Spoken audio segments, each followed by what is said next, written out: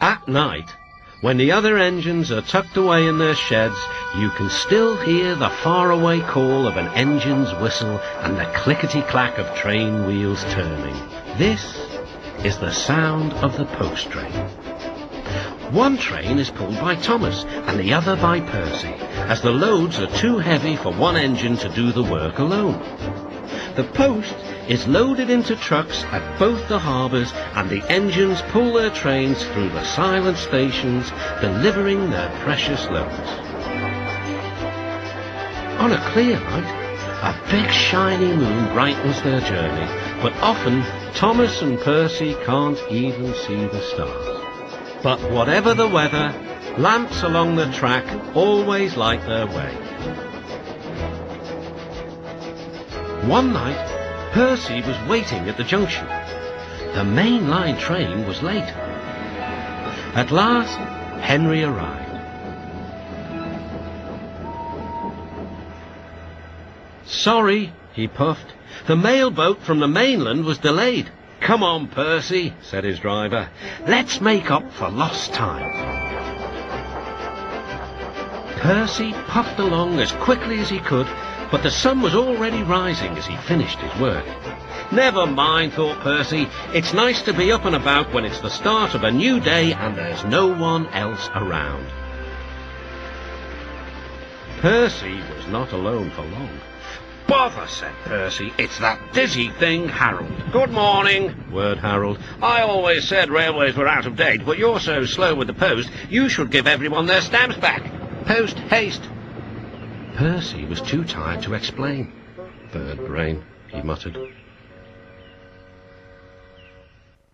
"Good morning, Percy," called Duck. "You're up early this morning?" "No, you're wrong," sighed Percy. "I'm back, tired and late." He rolled into the shed and fell asleep almost before his buffers touched the bar. His driver decided to set off early that evening. Thomas was waiting at the station. "Thank goodness I've a chance to speak to you. Driver says that the person in charge of the post has complained to the Fat Controller about the delay last night." "But that wasn't my fault," replied Percy. "I know," said Thomas, "and so does the Fat Controller, but this post person wouldn't listen. Tonight we'll just have to be quicker than ever before." The engines were just leaving when they heard a familiar buzzing. "I say, you two, there's news flying about." "Where?" puffed Percy crossly. "All over the place," buzzed Harold. "They're going to scrap the post train and use me instead. Wings work wonders, you know, always." "Rubbish," huffed Thomas. That night, everything ran like clockwork. Thomas and Percy steamed through the stations, making good time everywhere they went.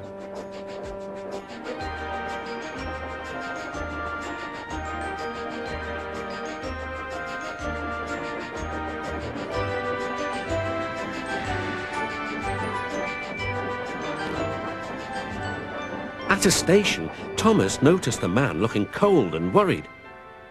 He had missed his train home. "We can give you a ride," said Thomas's driver, "but it'll be rather uncomfortable." "Thank you," said the man. "Anything's better than sitting here." The next afternoon, Percy passed the airfield and saw Harold. "Hello, lazy wings. Are you too tired to fly today?" "The wind's too strong," grumbled Harold. "I've been grounded." "You need rails," laughed Percy. "They work wonders, you know. Always." That night, the Fat Controller showed the two engines a letter. It was from the man who had missed his train. "He thinks you are both splendid," said the Fat Controller, "and everyone says that the post train is the pride of the line."